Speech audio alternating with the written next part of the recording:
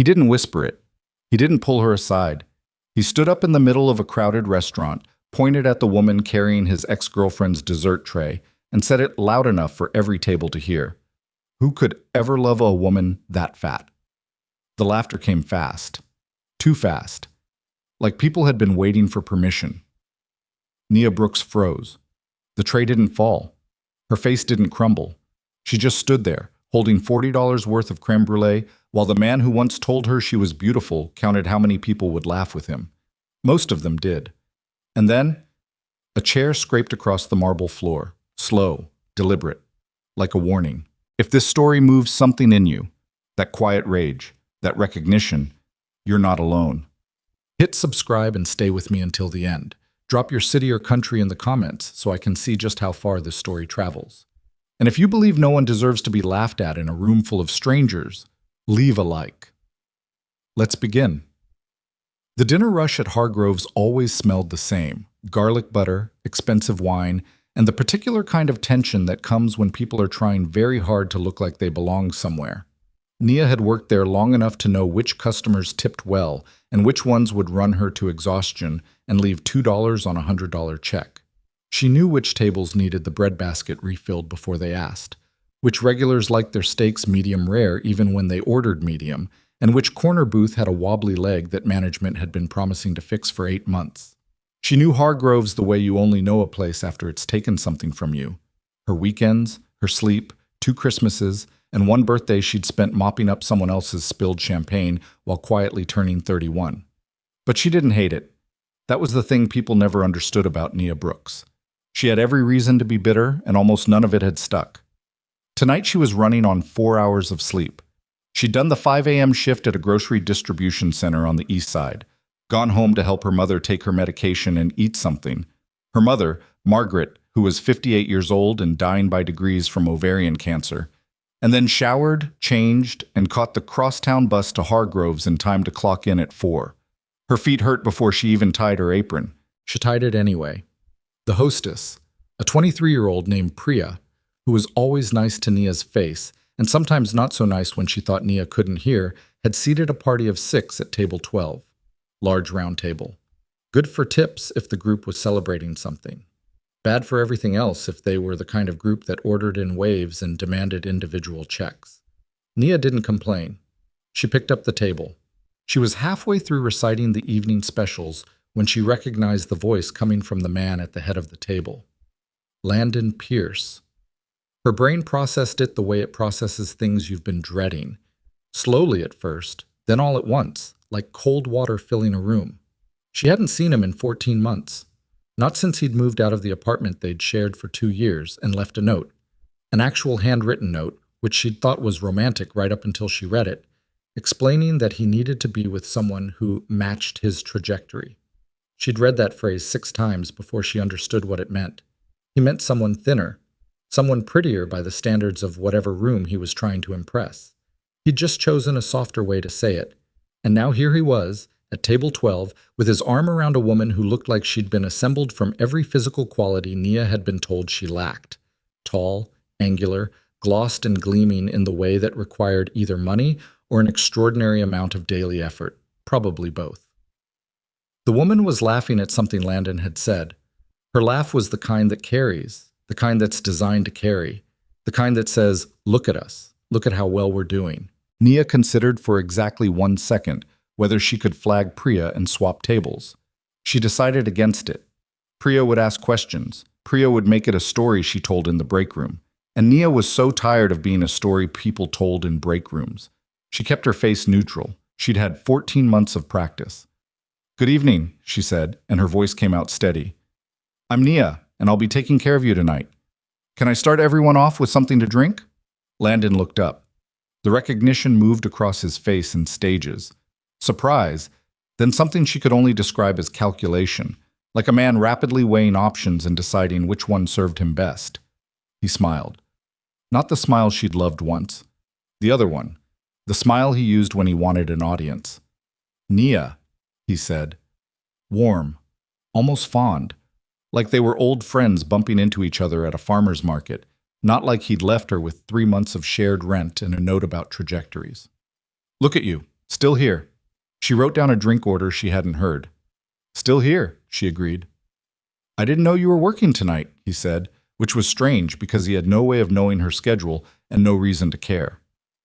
Shift picked up last minute, she said, which wasn't true, but it was better than the truth. The truth was she worked every shift she could get because her mother's medications cost $1,100 a month after insurance. She got through the drink orders. She got through the bread basket. She got through the first course without incident, which gave her 40 minutes of careful, controlled hoping that maybe this was just going to be a dinner she worked and he attended and nobody needed to turn it into anything more than that. She was refilling water glasses when she heard it. Landon's voice, louder than necessary. Actually, I have an announcement. The table quieted. Nia kept her hand on the pitcher and her eyes on the water level. Celeste and I are engaged. The table erupted. Congratulations, champagne requests. The woman, Celeste, extending her left hand with the rehearsed ease of someone who had been waiting to do exactly that. The ring was significant, the kind of ring that sends a message. Nia stepped back to give the table room to react. She was almost clear of it when Landon's voice cut through the noise again. Nia, still that warm, carrying tone. Aren't you going to congratulate us? Every head at the table turned. She felt it, that specific sensation of a room's attention landing on you when you didn't ask for it and can't afford it, the way it pins you in place. Congratulations, she said, clean, brief. She and I used to date, Landon said, addressing the table now, not her.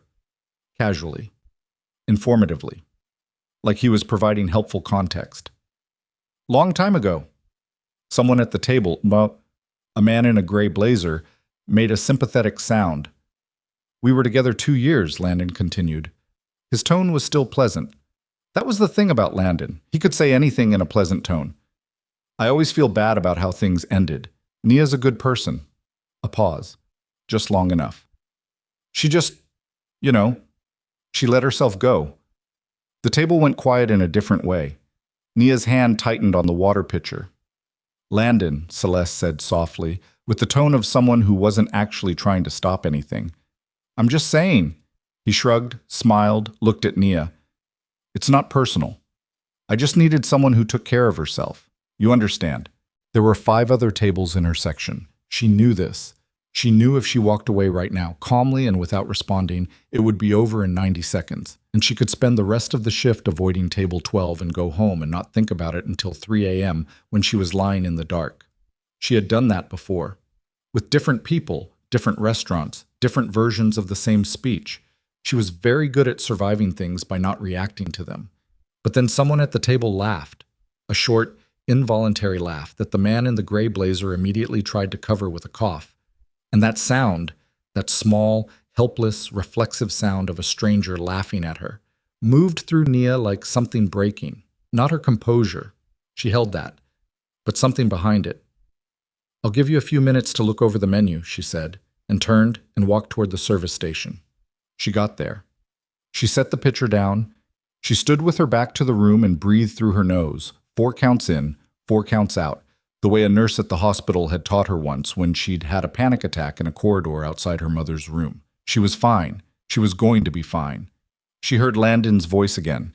Not the words, just the cadence, that particular rhythm of someone performing for an audience. And she understood he wasn't finished. She understood, with a clarity that was almost physical, that he was going to keep going. She just didn't know how far. She turned back around, and she saw that his entire table was looking at her. Not just his table, the couple at table 9, the family of 4 at table 7, the lone man in the far corner booth, the one with the wobbly leg, who had been quietly eating what appeared to be the braised short rib and drinking a glass of something dark and expensive, and who had not looked up from his plate in the 20 minutes since he'd been seated. Until now. Landon's voice rose deliberately into the particular frequency designed to carry across a restaurant. Look, I'm just asking the question out loud that everyone's always thinking but nobody says. Who could ever love a woman that fat? Someone near the bar made a sound that wasn't quite a laugh and wasn't quite a gasp. Phones appeared. She saw them in her peripheral vision. Screens lifted, cameras turning toward her. Nia's hands were still at her sides. She was not going to cry in this restaurant. She had decided that about 7 seconds ago, and she was making it a rule.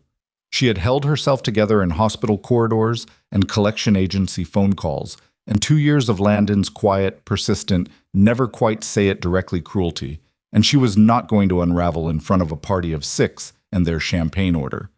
But her face, she couldn't entirely control her face, and she hated herself a little for that. What happened next, she would spend weeks trying to explain and never quite find the words for. Not because it was confusing, but because it was so completely unexpected that her brain kept trying to file it in the wrong category. The sound was the first thing. A chair. Moving. Not quickly. Not the scrape of someone jumping up in anger, but slowly, deliberately. Like a period at the end of a sentence. Then footsteps. She didn't look. She was still looking at Landon, who was smiling at his phone, reading something, apparently satisfied with whatever reaction he was already generating. The footsteps stopped beside her. She turned. The man from the corner booth, the one with the short rib and the dark glass and the table with the wobbly leg, was standing next to her. He was not a small man. He was not a young man either. Mid-40s, she'd have guessed. Dark hair with gray at the temples. The kind of face that had been weathered by something more complicated than age. He was wearing a suit that had not come off any rack she'd ever walked past. No tie. The top button open. He said nothing. He looked at her for one moment, and she saw something in his expression that she couldn't name immediately. Not pity, definitely not pity. Something more like recognition, like he had seen what just happened and understood it in a way that most of the people in this room did not. And then he put one hand very gently under her chin, and he kissed her. Not long. Not theatrical. Not the kind of kiss you see in movies with swelling music and perfect timing. It was brief, and it was deliberate, and it was so completely calm that it took the entire restaurant a moment to understand what they had just witnessed. The silence that followed was unlike any silence Nia had ever stood in. Not quiet. Silence is never actually quiet. It's the sound of everyone in a room holding something in at exactly the same time. Landon's chair scraped back. What the? The man had already stepped back. He was looking at Nia, not at Landon. His expression hadn't changed. "I'm sorry to interrupt your shift," he said, and his voice was even, quiet, pitched for her ears only. Not the room. Her. "I just couldn't sit there anymore." He turned and walked back to the corner booth. He picked up his fork. He resumed eating. Priya was standing at the hostess stand with both hands pressed to her mouth. The couple at table 9 had stopped pretending not to watch.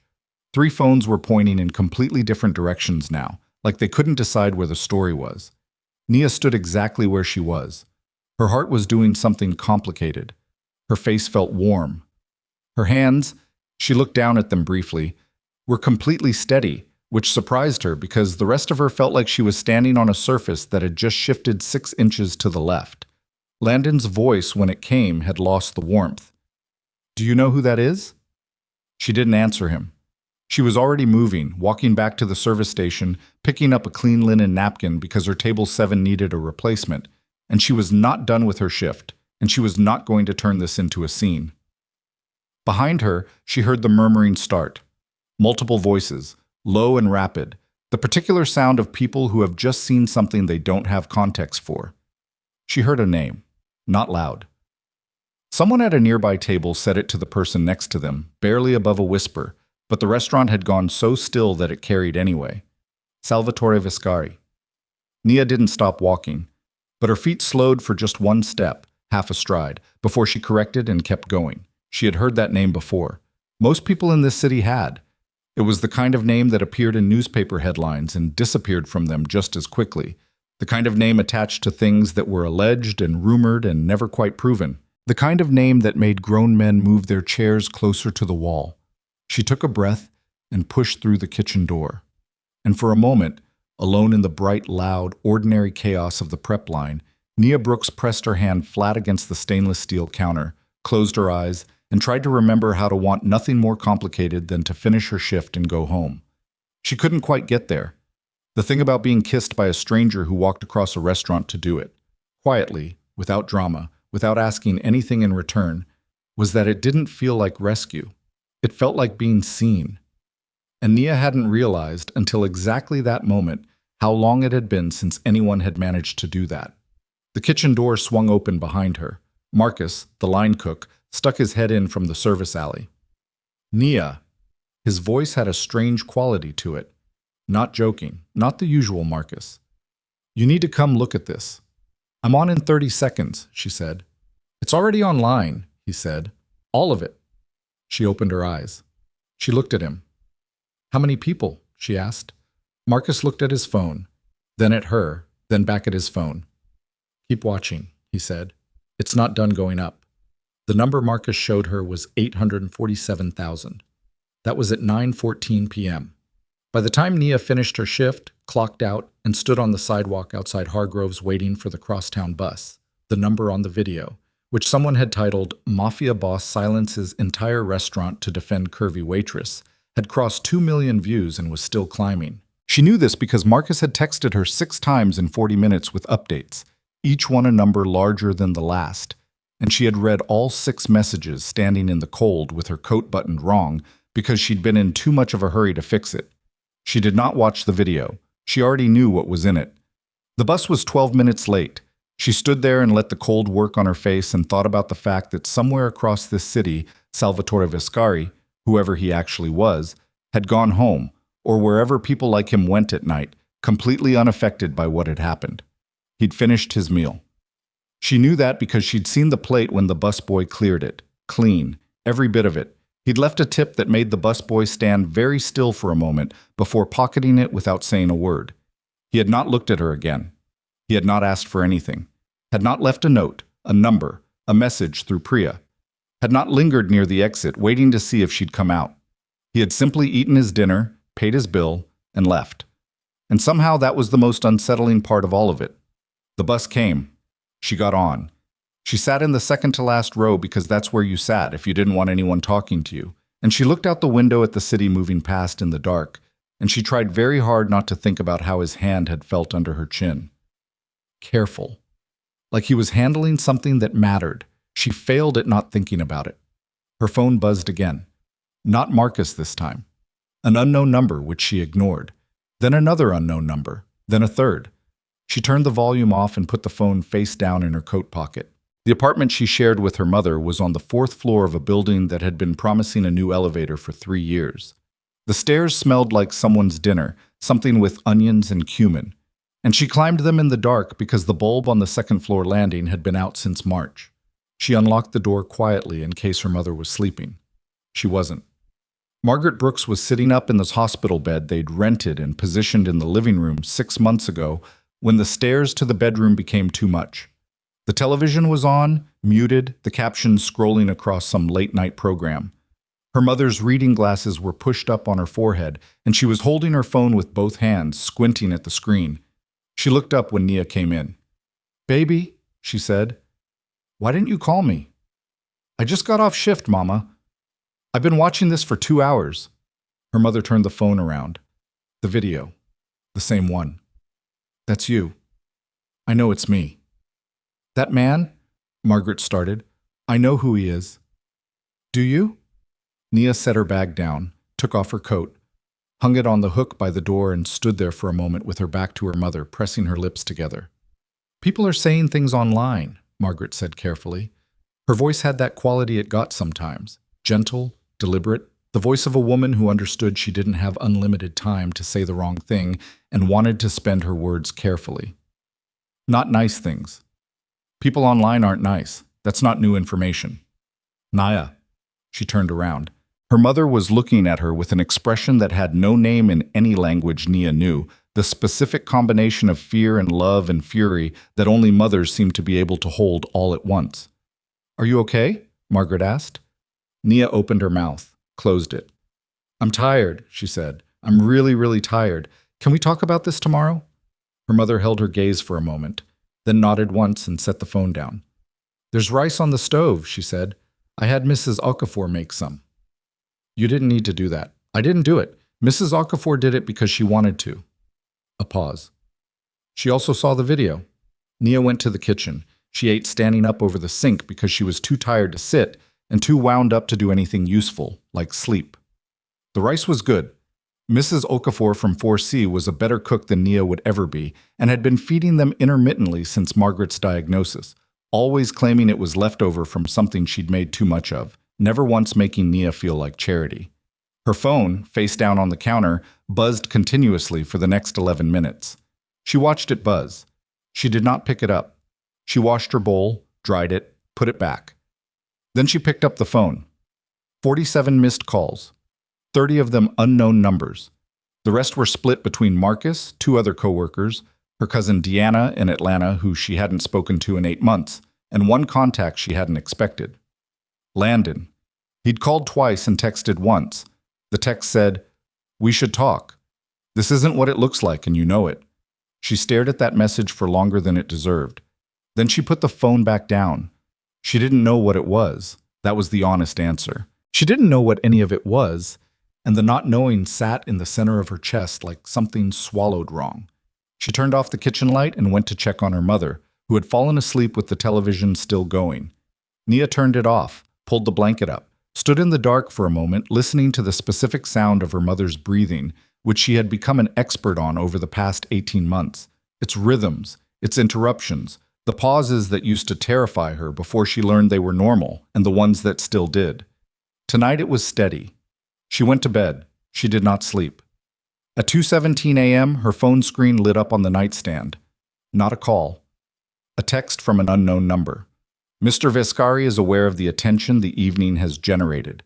He wanted you to know he considers the matter closed and has no expectation of anything from you. No response necessary." She read it 4 times. She typed, "Who is this?" The response came back in under a minute. "Someone who makes sure things are handled correctly." She didn't respond after that. But she was awake until almost 5. By morning, the video had 46 million views. Nia found this out not from her phone, which she'd silenced, but from the television, because somehow, she never figured out exactly how, a morning news segment had gotten hold of the footage, and she walked out of her bedroom to find Margaret watching a panel of 4 people debate whether Salvatore Vescari's public intervention had been a genuine act of chivalry or a calculated power play. "Turn it off," Nia said. "They're saying nice things," Margaret said. Mostly. One of them said, "Mama, please." Margaret turned it off. The morning was ordinary in every way that mattered and surreal in every way that didn't. Nia gave her mother her medication, made coffee, ate half a piece of toast, checked on the bills she'd been putting off, which were the same bills she'd been putting off for 3 weeks, which were the same bills that would still be there regardless of how many people watched a video of her getting kissed in a restaurant. She had a double shift today. She had called in to Hargrove's to confirm she was still coming, and the manager Dale had said of course in a voice that suggested he wasn't sure if her presence would be an asset or a complication, but the dinner rush needed coverage, and he wasn't going to say no. She was tying her shoes when the buzzer went off. She went to the intercom. "Who is it?" Static. Then a voice she recognized. "It's Landon." She stood very still. "I know you're there," he said. "I can hear the intercom. Nia, just give me 5 minutes. That's all I'm asking." "I have to be at work," she said. "Before you go, 5 minutes. I just want to—" He stopped. Something in his voice was off. Not the smooth, carrying confidence of last night. Something more jagged. "I need to explain something." She should have said no. Every practical, sensible, self-preserving part of her understood that clearly. She buzzed him up. She had the door open when he came off the stairs. He looked like he hadn't slept. His shirt was the same one from last night, collar slightly wrinkled, and there was a tension around his eyes that she recognized. Landon under pressure looked a specific way, like a man counting his cards in real time. He saw her and stopped in the doorway. "You look—" "Don't," she said. "Say what you came to say." He came in. She didn't offer him coffee.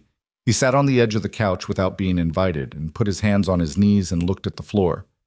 "Last night got out of hand," he said. "Yeah," she said. "It did." "I didn't mean for it to go that far. I was—" He shook his head. "I'd had a few drinks, and Celeste was right there, and I don't know. I wanted—" He stopped again. "What did you want, Landon?" He looked up. And for a second, just one, she saw something real move across his face. Not remorse exactly, more like the expression of a man who has realized, too late, that he miscalculated something important. "I wanted you to feel what I felt," he said quietly, "when you used to look at me like I wasn't enough." Nia stared at him. You never looked at me like I wasn't enough, she said. I looked at you like you were everything. That was the problem. That's not... You're not here about last night, she said. You're here because your face is online next to the word humiliating, and you need this to be a different kind of story. The realness left his face, just like that, like a door closing. His name is Veskari, Landon said, and his voice had shifted, flatter, now, harder. The voice he used in negotiations. Do you know what he does? Do you have any idea what kind of man? I know enough. You know nothing. He stood up. He kissed you in public and you think that means something. You think that means he cares about you.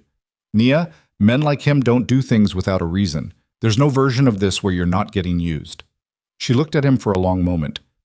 Get out, she said. I'm trying to... You are not here to protect me. Her voice was level. Not angry. That was the thing. She wasn't angry. She was something quieter and more final than anger. You stopped being allowed to want things for me when you left a note and didn't even have the courage to call. Get out of my apartment. He stood there for 3 more seconds. She counted.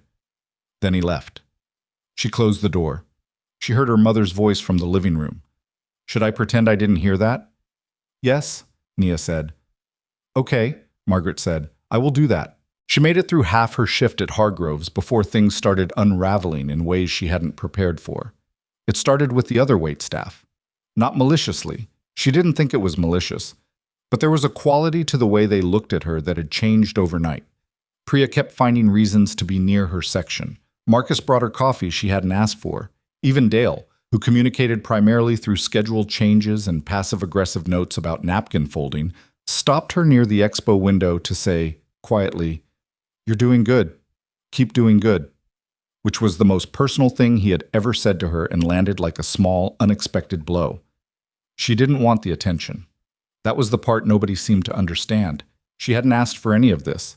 She had just been trying to get through a shift. The first customer who mentioned the video did it carefully, almost apologetically. A woman in her 60s, alone, who waited until her check to say, "I saw what happened to you. My granddaughter showed me. You have more grace than I could have managed." Nia thanked her. Meant it. Moved on. The second one was less gentle. A man at table 4. Mid-30s, expensive watch, the specific brand of confidence that comes from never having been in a room where he wasn't the most important person, had been watching her since she took his order. When she brought his food, he looked at her with an expression she couldn't quite categorize. "You're her," he said. "The waitress from the video." "I am," she said, neutral, clean. "Bet that was a setup," he said, slicing into his steak. "Something like Veskari doesn't happen by accident. What did you have to offer him?" She looked at him. "Would you like fresh ground pepper with that?" she said. He smiled in a way that didn't reach any part of his face above the chin. "Come on, I'm curious. What's the arrangement?" "I'll give you a moment with your meal," she said, and walked away. She made it to the server station before her hands started shaking. Not from fear, from something she didn't have a clean word for. The specific exhaustion of being evaluated by strangers who had decided in advance that a woman who looked like her could only be involved in something real through manipulation or accident. That there was no version of the story where she simply existed and something unexpected happened to her, and it meant what it appeared to mean. She gripped the edge of the counter, breathed, let it pass. It passed. She went back out. She was refilling the breadbasket at table 9 when she heard the voice near the entrance. Male. Agitated. The kind of volume that isn't accidental. The kind deployed specifically to draw a room's attention. She didn't have to look to know. But she looked. Landon Pierce was standing at the hostess stand. He was not alone. He had a man with him she didn't recognize, younger, with the compact, alert quality of someone who worked in media. And Landon was gesturing toward her section with the comfortable authority of someone who had decided that public spaces were extensions of his personal narrative. Priya was shaking her head. Landon smiled at her. The smile worked. It usually did. He started walking toward Nia's section. Dale appeared from nowhere, or seemed to.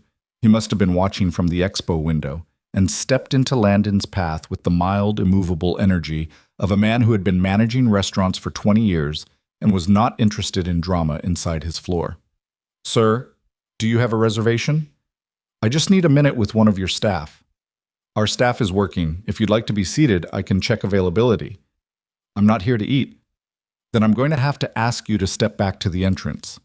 The man with Landon, the media one, already had his phone out, not hiding it, recording openly, the way people do when they want you to know you're being recorded, when the recording itself is the point. Landon looked past Dale at Nia. I just want to talk, he said, loud enough for the room. No drama. I want to give her a chance to respond before this becomes the story everyone thinks it is. Sir, Nia. Direct, projecting. Don't you think people deserve to hear your side? Because right now, the only story out there is his. And I know things about Salvatore Viscari that you need to hear before you get in any deeper. The restaurant had gone the way restaurants always went when something was happening in them. A gradual, guilty hush, a collective pretending not to watch, that was, of course, the most attentive watching of all. Nia set the breadbasket down on table 9. She looked at Landon across the room. And she understood, with a clarity that came from somewhere below thought, somewhere in the part of her that had been managing crises quietly for years, that there was no response she could give that would end this. Responding would become the story.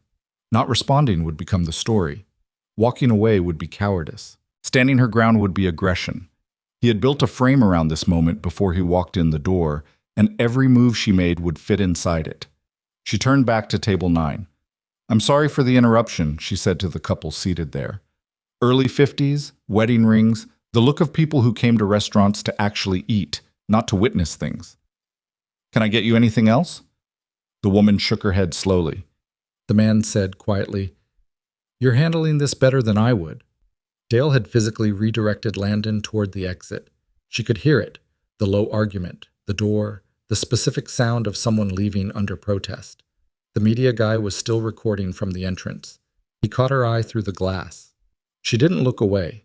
She didn't perform anything for the camera either. She just looked at him until he lowered the phone slightly, which she considered a minor and satisfying victory. Marcus appeared at her elbow. You good? Getting there, she said. He's been doing press all day, Marcus said quietly. I saw it on my break. He's calling it a conspiracy. Says you knew Viscari before. Says the whole thing was arranged. She kept her face still. Did anyone believe him? She asked. Marcus hesitated, which was its own answer. Some people, he said. She nodded, picked up her order pad. Table 6 needs their check, she said. The envelope arrived at the end of her shift. Priya brought it to her, holding it with both hands like it might be something dangerous, which was either dramatic or prescient depending on how the next few minutes went. It was a standard white envelope with her name written on the front in handwriting that was precise without being ornate. The kind of handwriting that belongs to someone who learned to write at a time when handwriting still mattered. Inside was a card, heavy stock, no letterhead, 5 sentences. There is an event in 3 weeks. The Blackstone Charity Gala. You are invited as my guest. There is no obligation and no expectation attached to this. I simply thought you should have the option, no signature. But there was a number at the bottom. Nia stood in the break room holding the card with her coat already on and her bag on her shoulder, and she read it 3 times, and then she put it in her coat pocket and went home. She did not call the number. She did not throw the card away either. She sat on the edge of her bed that night with the card on the nightstand, and her mother asleep in the next room, and the city doing what cities do outside the window, loud and indifferent and endlessly moving. And she thought about what Landon had said. There's no version of this where you're not getting used. She thought about the man in the corner booth who had watched her be humiliated and decided, without any hesitation at all, that he was not going to sit there while it happened. She thought about what that decision had cost him. Nothing, probably, because men like him didn't pay the same prices for things. And what it had cost her, everything, because she was the one who still had to work the same floor, carry the same trays, smile at the same customers, while his name became a footnote in a story that was, entirely without her permission, becoming hers. She thought about how much easier it would be to say no. She thought about how much of her life had been built around making things easier. Then she picked up the card, looked at the number, and with the particular stubbornness of a woman who has been told too many times what she cannot have and who she cannot be, she reached for her phone. Not to call, not yet, but to save the number, to keep the door from closing before she'd decided whether to walk through it. and in doing so, committed to something she couldn't entirely name yet, but could feel like a shift in weather. Something was coming. She had no way of knowing yet whether it was the kind of thing you survived by standing still or by moving forward, but she understood, sitting in the dark with her mother's breathing in the next room and her phone warm in her hand, that the time for staying in her lane and keeping her head down and letting things happen to her without responding was over. She hadn't chosen any of this, but she was done letting it happen without her. She called the number on a Tuesday morning, 3 days after the card arrived, standing in the parking lot of the distribution center at 6:47 a.m., with her breath making small clouds in the cold and her shift starting in 13 minutes. She had not planned to call then. She had planned to think about it longer, to weigh it the way she weighed everything, carefully, practically, from every angle, until the angles became an excuse not to decide. But she'd been on the bus at 5:30 a.m., watching the city go dark to gray outside the window, and she had thought about her mother's face when she'd asked, "Are you okay?" And the way Nia had answered, "I'm tired," instead of the truth, which was that she was tired and afraid, and that for the first time in a long time, something had happened that she didn't know how to categorize, and the not knowing was worse than any category it might have fit into. So she called. It rang twice. A man answered. Not Salvatore. The same measured voice from the text, the someone who made sure things were handled correctly. "Ms. Brooks," he said, which meant he had her number already, which she should have expected and somehow hadn't. "The gala," she said. "I want to know what I'm agreeing to before I agree to it." A pause. Not uncomfortable. The pause of someone who had expected this question and was deciding how much of the real answer to give. "You would arrive as Mr. Vescari's guest. Transportation would be arranged. You would not be expected to perform, represent, or speak on his behalf in any capacity. The invitation is genuine." "Why?" "I'm sorry?" "Why does he want me there?" Another pause, shorter this time. "I think," the man said carefully, "that he would prefer to answer that himself." She stood in the parking lot with her phone against her ear and the distribution center humming behind her, and she made the decision the way she'd made every decision in the past 2 years, not from certainty, but from the stubborn conviction that doing nothing was still a choice, and she was done letting it be the default one.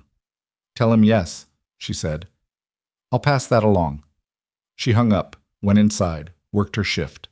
She didn't tell her mother, not yet. She needed to sit with it for a few days before it became something other people had opinions about.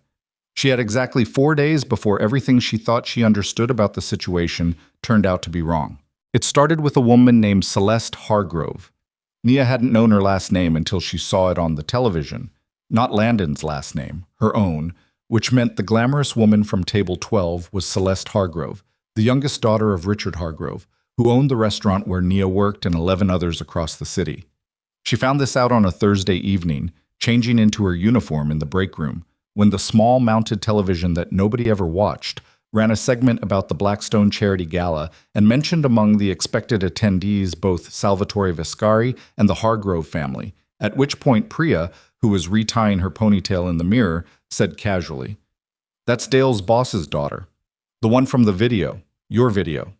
Nia looked at the screen. There was Celeste.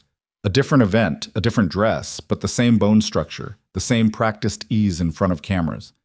"She's a Hargrove," Nia said. "Her dad owns this place," Priya said, apparently surprised Nia didn't know this. "He owns like half the restaurants in the city. He's the one who built the new kitchen last year." Nia stood very still. "Has anyone said anything?" she asked. "About her being here that night? About the—" "Dale got a call," Priya said, and her voice shifted slightly, taking on the careful quality it got when she was saying something she knew mattered more than it sounded. "Yesterday." "From? He was in his office for like 45 minutes. Nia looked at Priya's reflection in the mirror. Priya looked back at hers. "I'm sure it's nothing," Priya said. It was not nothing. Dale called Nia into his office the next morning before her shift, which had never happened before in 3 years. I was sitting behind his desk with his hands flat on the surface in front of him, which was how Dale sat when he was trying to appear calm while being the opposite. "Close the door," he said. She closed it. "Sit down." She sat. "I need to ask you something, and I need you to be straight with me," Dale said. He was looking at the desk, not at her. Did you know before that night that Salvatore Viscari was going to be in the restaurant? No, she said immediately. Did anyone tell you he'd be there? No. Did Landon Pierce contact you before the reservation was made? She stared at him. What? No, Landon is my ex-boyfriend. I didn't know he was coming either. Dale pressed his lips together. He picked up a pen and set it down again without using it. Nia. He finally looked at her. There's been a complaint. From the Hargrove family. Celeste Hargrove is saying that the incident was orchestrated, that you knew Viscari would be there, that you coordinated the confrontation with Landon in order to generate a viral moment that would damage their engagement publicly. The room did something strange. Not the room, her perception of it. It narrowed slightly at the edges, the way things did when her brain was processing something it didn't want to be true. That's insane, she said. I know. And he did look like he believed her. That was the thing. Dale believed her. She could see it. It didn't change the expression on his face. But the complaint came from Richard Hargrove directly, not Celeste. Richard. Richard Hargrove, who owned this restaurant, who signed Dale's checks. What does that mean for me? She asked, and her voice came out flatter than she intended, stripped of inflection by the effort of not letting it shake. Dale looked at the desk again. I've been asked to review your employment situation, he said. I want to be clear. I am not firing you. I'm being asked to review, which means I have until end of next week to submit a recommendation to corporate. A recommendation, she repeated. I'm going to recommend they keep you on, he said quickly, like he needed her to know that before anything else. I want to be clear about that too. But Nia, I need you to understand what you're up against here. Richard Hargrove is not a patient man and his daughter is very upset. And when people like that decide to make something a problem, they make it a problem, she finished.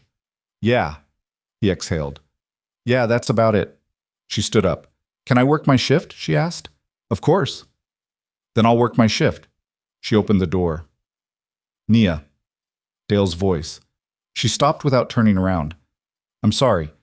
I want you to know that I think what happened to you in this restaurant was wrong. And I told corporate that too. She nodded once. Kept walking. She worked the shift. All 6 hours of it. She refilled water glasses and delivered check presenters and smiled at customers who had no idea what was happening, and at 2 customers who clearly did, based on the way they watched her with that particular careful sympathy that was almost worse than cruelty, because at least cruelty didn't make her feel fragile. She did not cry. She saved that for the stairwell of her building at 11:15 p.m., sitting on the second-floor landing in the dark next to the burned-out bulb that nobody had fixed, with her back against the wall and her knees pulled up and her coat still on, crying quietly for about 4 minutes because she had allotted herself that and no more. Then she wiped her face with the back of her wrist, stood up, and went upstairs to check on her mother. The revelation came from the least expected direction. Her cousin Deanna called on Saturday morning, which itself was unusual. Deanna was not a morning person and not a calling person, and the 8 months of silence between them had been mutual. A gradual drifting apart that neither of them had engineered, but neither had prevented either. I've been watching this whole thing, Deanna said, without preamble, which was her style. I want to know if you're okay. I'm managing, Nia said. That's not what I asked. I know. A beat. The sound of Deanna's apartment in Atlanta. Traffic. A fan running. I need to tell you something, Deanna said. And I need you to not shoot the messenger, because I almost didn't call, and I'm still not sure I'm doing the right thing. Nia sat down on her kitchen chair. Tell me, she said. You know I worked at Ardent Media for 2 years before I quit. I know. Landon Pierce has a contact there. His college roommate is a segment producer for the evening desk. They've been in contact since 2 days after the video dropped. A pause. Nia, Landon pitched a story. He's been working with them on a piece about Viscari. And the hook? The hook is you. What kind of piece? The kind that takes whatever comes out about Viscari's business dealings and ties it to you being a willing participant, like you're the setup, like he used you to run a public image operation and you were in on it. The kitchen was very quiet. There's no evidence of that, Nia said slowly, because it didn't happen. I know that. You know that. Deanna's voice was careful, precise, the voice of someone delivering a diagnosis. But Nia, these pieces don't need evidence the way you think they do. They need a narrative that sounds plausible enough. And right now, the narrative they're building is that a struggling waitress agreed to help a known crime figure rehabilitate his public image in exchange for financial support and career opportunities. That is, she stopped, started again. That is completely invented. Yes. Landon told them that? Landon provided the frame. His roommate filled it in. Another pause. They have a source inside Viscari's organization. That's what I'm hearing. Someone who's confirming, or at least not denying, parts of the story. Nia's hand tightened around the phone. A source inside his organization, she said. Yeah. She thought about the man who'd answered Salvatore's number. Measured, careful, handling things correctly. She thought about the card on her nightstand with its 5 sentences and no signature. She thought about how much she didn't know about any of this, and how much she had, despite knowing she didn't know it, allowed herself to feel like maybe it was okay not to. When does it run? She asked. They were targeting next Friday, before the gala. Before the gala. She understood in one cold, arriving wave the shape of it.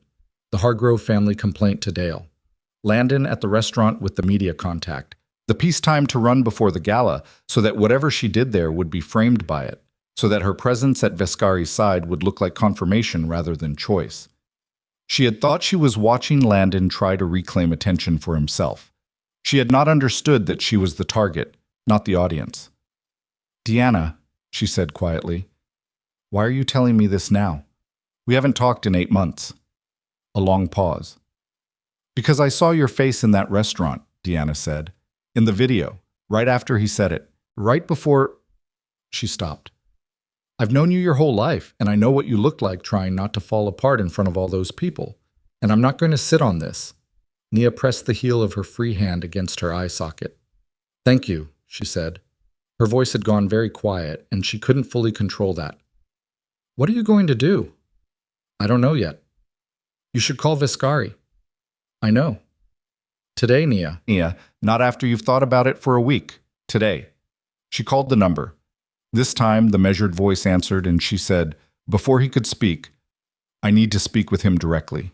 Now. Not a message. Not a return call. Now. A silence that felt like calculation. 1 moment, the voice said. She waited. 40 seconds. She counted. Then a different voice. Lower.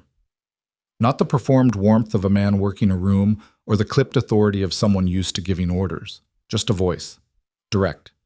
Like he'd answered the phone in the middle of something else and was giving her his attention without making a performance of it. Ms. Brooks? There's a story running Friday, she said. My ex-boyfriend is a source. He's framing me as someone you hired to run a public image operation. The Hargrove family has made a complaint to my employer. I'm about to lose my job, and whoever is leaking from your organization is making all of it worse. A silence. Not short.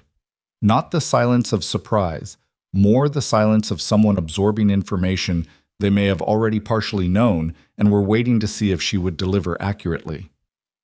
Where are you right now? He asked. My apartment. Are you safe? The question caught her off guard. Not because it was frightening, but because of how he asked it. Straightforward, practical, the way you asked someone if they had a coat on before going outside. I'm not in danger, she said. I'm in trouble. There's a difference. Yes, he said. There is. A pause. I'm going to send someone to you, not to bring you anywhere, just to be present. Is that acceptable? No, she said. I don't want someone sent to me. I want you to tell me who is talking to the press from your organization, and I want to know if you knew about this already.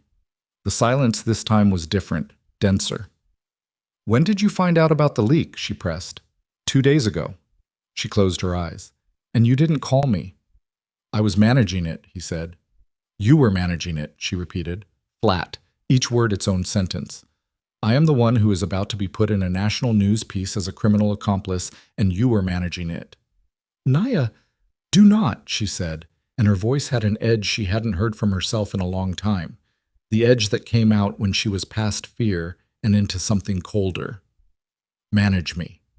I am not one of your problems to handle. Tell me what you know. Another silence. Then he said, The person speaking to the press is someone I trusted for 11 years. I found out 48 hours ago.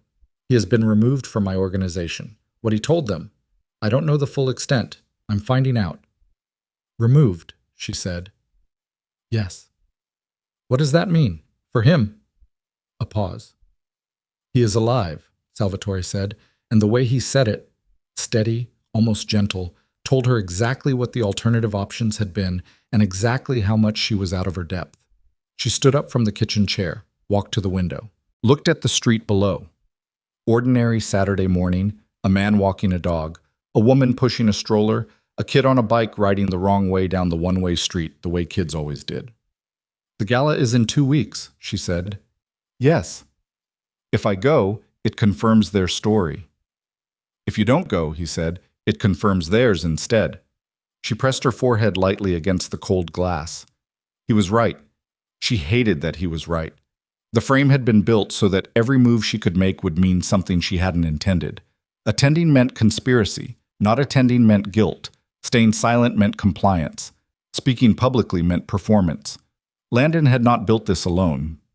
He didn't have that kind of architecture in him. But whoever had helped him build it understood leverage in a way that made her feel, for the first time since this started, genuinely trapped. I could lose my job this week, she said. I know. My mother's medication is $1,100 a month after insurance. A pause, shorter than the others. That won't happen, he said. Don't, she said immediately. Don't offer me money. Don't make this about what you can fix for me. I need you to understand that I am not in this for what you can provide. I got into this because a man humiliated me in public, and you made a decision that you apparently didn't think all the way through, and now I'm the one paying for it. The silence that followed was the longest one yet. When he spoke, his voice was different, not quieter, more deliberate, like he was choosing words the way you chose steps on uncertain ground. You are right, he said. I did not think through the consequences for you. I acted on what I was feeling in that moment, and I did not consider what it would cost you afterward.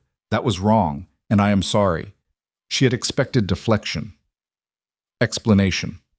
The reasonable justification of a man who was used to being reasonable on his own terms. She had not expected that. She didn't know what to do with it, so she filed it somewhere she could examine later when she had the bandwidth. I need to think, she said. Take the time you need. I might still say no to the gala. That is your choice to make. And if I do, she said, what happens to the story? It runs, he said. And we deal with it. We, she said. We, he repeated. Quiet. Definite. She pulled her forehead off the glass. The street below was still doing its ordinary Saturday thing, indifferent to all of it. I'll call you tomorrow, she said. She hung up. She stood at the window for a while. Then she heard her mother's voice from the living room, not calling her, just talking to the television the way Margaret did when she disagreed with something a commentator said, a running quiet argument with the world. And something in Nia shifted that she couldn't name exactly. She went to the living room doorway. Her mother looked up. Read her face the way mothers read faces, with the accumulated fluency of decades. Tell me, Margaret said. So Nia told her. All of it. The story about to run. The Hargrove complaint. The leak. The conversation she'd just had. She sat on the edge of the rented hospital bed and talked, and her mother listened without interrupting, which was unusual for Margaret, who had opinions and was not shy about deploying them. When Nia finished, her mother was quiet for a moment. Then she said, Are you scared? Yes. Good, Margaret said. That means you understand it correctly. She shifted in the bed, adjusted the blanket. Now tell me what you want to do, not what makes sense, not what's safe. What do you want? Nia looked at her hands. I want to stop being the person things happen to, she said. Margaret nodded slowly. Then stop, she said. Simple as that. The way Margaret Brooks had always made impossible things sound. Like the only obstacle was the decision. Nia looked up. If I go to that gala, she said slowly, I need to go differently than he's imagining. I can't go as his guest. I can't go standing behind him. If I go, I need to go as myself, my own terms, my own voice. Can you do that? I don't know. She paused. But I know I can't keep doing this. She gestured vaguely at everything: the bills on the counter, the phone on the cushion, the invisible weight of being perpetually reactive. I can't keep waiting for the next thing to happen and then surviving it. I need to. She stopped. Choose, her mother said. Yeah. Margaret reached out and took her daughter's hand. Her grip was not weak.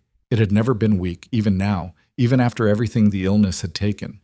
And she held on with the particular firmness of a woman communicating something that words would only diminish. The dress, Margaret said after a moment. What are you going to wear? Nia almost laughed. Didn't quite. I have the navy one, from Aunt Cora's retirement party. The navy one is fine, Margaret said, with the tone of someone for whom fine was not a compliment. But it's not what you wear when you're walking into a room and telling it who you are. Nia looked at her. I don't have money for a dress, Mama. Mrs. Okafor's niece does alterations, Margaret said. And I have the green one in the closet, the one I wore to your father's work dinner in 2009. I haven't worn it since, but I kept it because it's good fabric and I knew someday somebody would need it. Nia's throat tightened. That was 16 years ago, she said. It won't. Mrs. Okafor's niece does alterations, Margaret repeated, patient and immovable. Nia sat with that for a moment. Then the text came through. Not from Salvatore, not from Diana, from an unknown number, different from the others, a different area code, and it contained 4 words and a link. You should see this. She clicked the link. It was an advance copy of the piece. Not published yet. It wasn't scheduled until Friday. But someone had sent it. The title was already there, already clinical and devastating in its precision. The Vescry play. How a viral restaurant moment was engineered to rehabilitate a criminal empire. Her name was in the 2nd paragraph. Her address was in the 5th. Her mother's name, Margaret Brooks, age 58, terminal cancer diagnosis, was in the 8th, positioned as context for why Nia would have been financially motivated to participate in the arrangement. She read it twice. She set the phone down on the cushion beside her mother. Her mother was watching her face. How bad? Margaret asked. They used your name, Nia said. The silence that followed was not empty. It was full of everything Margaret didn't say, which arrived with more weight than anything she could have. Then Margaret squeezed her daughter's hand once, released it, and said, in a voice so quiet and steady it was almost frightening, Then we go. Nia looked at her. We go to that gala, Margaret said, and you walk in there and you show them exactly who you are, not who he is, not who Landon says you are. You. Nia picked up her phone. She called the number. He answered on the 2nd ring. I'm going, she said before he could speak. But I need you to understand something first. I'm not going as a favor to you. I'm not going to help your reputation or make this easier for your organization. I'm going because someone put my dying mother's name in a hit piece to make me look desperate, and I am done being the version of this story that everyone else is writing. A pause. Understood, he said, and I want to know everything your organization knows about who built this piece and why. Not tomorrow. Tonight. Another pause. Tonight, he agreed. And Salvatore. She almost never used his first name. It felt strange and right at once. If anything you tell me tonight makes me trust you less than I do right now, I walk. From all of it. The gala, the phone calls, everything. That is fair, he said. She hung up. She looked at her mother. Margaret was already reaching for the phone on her nightstand to call Mrs. Okafor about the dress. And Nia, for the first time in weeks, felt something she barely recognized. Not hope exactly, because hope was too soft a word for what was moving through her. More like the feeling of a decision made so completely that there was no room left for second-guessing. She had no plan. She had no allies she could fully trust. She had a navy dress, and possibly a green one, and a mother who refused to be used as a footnote in someone else's story. She had, above everything else, the specific and dangerous conviction of a woman who had survived too much to be afraid of what came next. And that conviction, she was beginning to understand, was the only thing in this entire mess that nobody had been able to take from her, no matter how hard they'd tried. The gala was in 13 days. The story would run in 6. And somewhere on the other side of a phone call she was about to make, a man with 11 years of loyalty turned against him was about to tell her things that would change the shape of everything she thought she was walking into. The phone call that night lasted 2 hours and 40 minutes. Salvatore talked. Nia listened. She sat at the kitchen table with a legal pad in front of her and wrote things down in the shorthand she'd developed over years of juggling 3 jobs and a sick mother. Abbreviated, practical, no embellishment. Names, dates, the shape of what had been done and who had done it. What she learned rearranged things. The man who had leaked from Salvatore's organization was named Carver, 43 years old. Had been with Salvatore since they were both 20-something and operating in a world Salvatore described obliquely, without detail, in the way of a man who understood that certain specifics were not useful to share over a phone line. Carver had not gone to the press because he was angry or ideological. He had gone because Richard Hargrove had paid him. Not a small amount. The kind of amount that represented a decision, not a temptation. Richard Hargrove had been trying to force Salvatore out of 2 commercial real estate holdings they jointly owned for the better part of a year. A public scandal. Specifically, a scandal that tied Viscari's name to criminal conspiracy and used a sympathetic civilian as the apparent victim would trigger a morality clause in their joint agreements and give Hargrove the legal mechanism to push Salvatore out without litigation. Nia was not incidental to the plan. She was the plan. Landon had not invented the story. He had been handed it. Someone from Hargrove's team had approached him within 48 hours of the video going viral, had identified him as the ex-boyfriend, had assessed his bitterness and his vanity and his need to reclaim the narrative, and had offered him a version of events that made him the wronged party and Nia the manipulator. He had not needed much convincing. That was the part that sat in her chest like a stone. Not that he'd been used, but how readily he'd made himself available to be used. "How long have you known Hargrove was behind this?" she asked at the 2-hour mark. "I suspected it within a week of the video," Salvatore said. "I confirmed it 4 days ago." "And Carver?" "Carver I confirmed 2 days ago." She looked at the legal pad, at the names and the dates and the shape of a trap that had been built around her with the kind of patience that came from money and time and the absolute certainty that she was too small and too ordinary to see it coming. "The piece runs Friday," she said. "Yes." "It names my mother." "Yes." "Is there anything you can do to stop it?" A pause that told her he had already considered this and had an answer he wasn't entirely comfortable giving. "I can create complications for the publication," he said. "Legal, primarily. But it would take longer than 6 days, and it would generate its own press, which would compound the problem. So no. Not in the time we have." She set the pen down. "Then we go to the gala, and we do it differently," she said. "Tell me what you're thinking." "I'm thinking that Hargrove built this story because he needs me to be what he says I am. He needs me to look like a conspirator. Which means the thing that breaks his story is me being exactly the opposite of that. Publicly, clearly, in a room full of people who matter." She paused. "What's his Hargrove's position at the gala?" "He's on the board of the charitable foundation that hosts it. He'll be there early. He'll be presenting." "And Landon?" "Landon is attending as Celeste's guest, or was. I'm not certain of their current status." Nia thought about Celeste. The ring. The way she'd sat at that table in Hargrove's restaurant, with the comfortable ease of someone accustomed to events being arranged around her comfort. She thought about what it meant to be Richard Hargrove's daughter, and discover, gradually or all at once, the kind of thing your father was willing to do to protect a real estate deal. "I need to be able to speak at the gala," she said. "Not as your guest. As myself." Silence. "That's not a simple thing to arrange," he said. "Can you arrange it?" A longer silence. "Yes," he said. "Then do it." She picked up the pen again. "And Salvatore, whatever happens at that gala, I say what I say. You don't script it. You don't manage it. You don't signal me from across the room. Whatever comes out of my mouth is mine." "I would not want it any other way," he said. She believed him.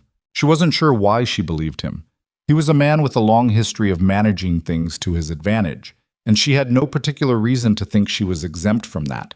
But she believed him, and she filed that belief next to all the other things she needed to examine when she had time.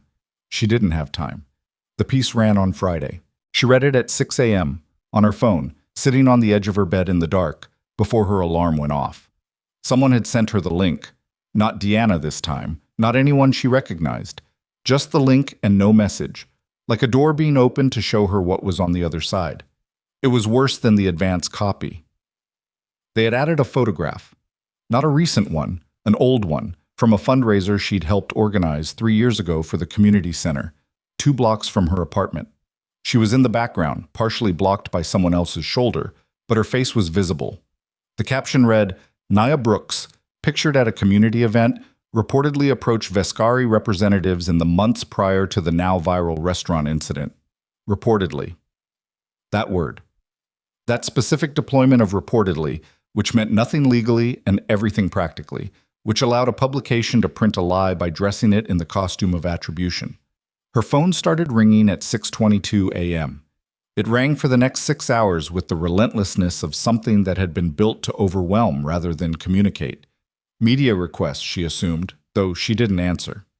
Unknown numbers, blocked numbers. A few she recognized. Deanna called twice, Marcus called once. Her cousin Ty from Baltimore, who she hadn't spoken to in 2 years, sent a text that said, "Just saw the article, call me if you need anything," which was the most Ty had said to her in years and landed somewhere between touching and too late.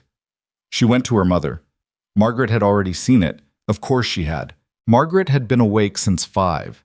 Her sleep had been breaking earlier and earlier as the months went on, another thing the illness was taking, and she'd read the whole piece on her tablet with her reading glasses on and a cup of tea that had gone cold beside her. "They spelled my name right," Margaret said when Nia came in. Nia stopped in the doorway. "That's what you're going with?" "I'm going with the fact that they clearly did research, which means they were scared enough of us to be thorough." Margaret set the tablet down. "Scared people make mistakes. They get thorough when they're scared, and thoroughness leaves tracks." "Mama, they put your diagnosis in a news article." "I know." Her voice was even. "They thought it would make you look desperate. What it actually does is tell every person who's ever watched someone they love get sick that we are the kind of people worth fighting for." She paused. "Do not let them make me a tragedy. Make me a reason." Nia sat down on the edge of the bed. Her mother reached over and straightened the collar of her shirt. The same gesture she'd been making since Nia was 7 years old. Same 2 fingers, same small tug. "The dress is done," Margaret said. "Mrs. Okafor's niece brought it back yesterday. It's on the hanger in my closet." "I haven't even decided for certain that I'm—" "The dress is on the hanger in my closet," Margaret repeated. By Saturday evening, the piece had been shared 400,000 times. By Sunday morning, the counter-narrative had started. Slower, less coordinated, but building. The way things built when they were driven by genuine feeling rather than strategic amplification. Women who had been publicly humiliated for their bodies. Families of people with terminal illness who understood exactly what it meant to have a loved one's diagnosis weaponized.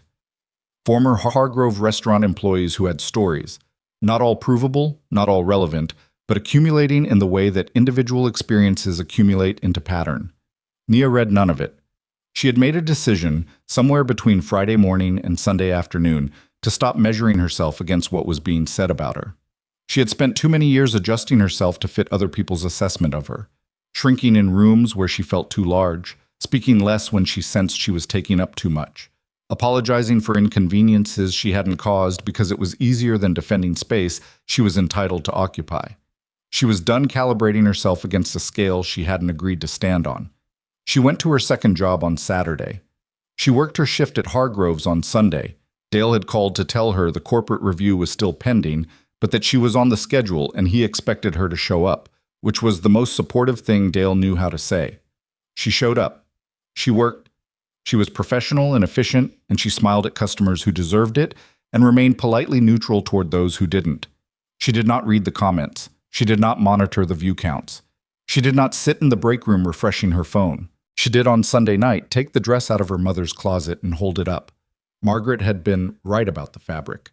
It was a deep emerald green structured through the bodice, with a quality that came from a time when clothes were made to last rather than to trend. Mrs. Okafor's niece had altered the waist and taken in the shoulders and added a panel at the hip that extended the skirt slightly, and the result was something Nia would not have been able to describe precisely, but recognized immediately as the kind of garment that made you stand differently when you wore it, not taller, more settled, like you'd stopped apologizing for the space you took up. She hung it back on the hanger. 8 days. The call came on Wednesday from a number she recognized now. The measured voice, the someone who handled things correctly. "There's been a development," he said. "Mr. Vescari asked me to contact you directly. Tell me." Celeste Hargrove reached out to Mr. Vescari's office this morning. She is requesting a meeting, not with him, with you. Nia was standing in the distribution center parking lot again, the same patch of asphalt where she'd made her first call to the number. Her shift ended and her car keys in her hand. "Why?" she asked. She didn't provide a full explanation. She said she has information relevant to the gala and to the piece that ran Friday. She said, a pause, like the man was reading from notes. She said, and I'm quoting, "I'm not my father." The keys dug into Nia's palm. Where does she want to meet? A coffee shop in Midtown, Thursday morning. She named it specifically. Public place, no security, her alone. What does Vescari think? He thinks it's your decision. He said to tell you he has no stake in the outcome of this meeting and will not be briefed on it unless you choose to tell him yourself. Nia looked at the sky. Gray, low, the particular flat gray of a winter sky that hasn't decided yet whether it's going to do something about it. "Send me the address," she said. The coffee shop was the kind of place that had been in the neighborhood before the neighborhood changed.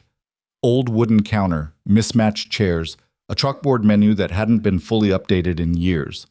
Nia arrived 7 minutes early and sat with her back to the wall, a habit she hadn't known she had until she found herself doing it. Celeste arrived on time. She looked different from the restaurant, still composed, still the kind of beautiful that required maintenance, but the performance of it had been turned down. She was wearing a coat Nia recognized as expensive and carrying a bag she clearly hadn't chosen for the occasion, and when she sat down across from Nia, she did not smile or offer pleasantries. "I know you have no reason to trust me," Celeste said. "I don't," Nia agreed. "But you're here and I'm here, so let's not spend time on that." Celeste folded her hands on the table. Her nails were not done. Nia noticed this because it was the kind of detail that told you something about the last few days a person had been having. "My father organized the article," Celeste said. "I think you already know that." "I do." "I didn't know until 3 days ago. He told me he said it was protecting the family interests. That's how he phrases things." A pause. "He's been doing business with Vescari for years. Real estate. It went wrong, and he needed a way out that didn't cost him the assets. You were..." She stopped, pressed her lips together. "You were convenient." "I know what I was," Nia said. Celeste looked at her, direct, a little raw.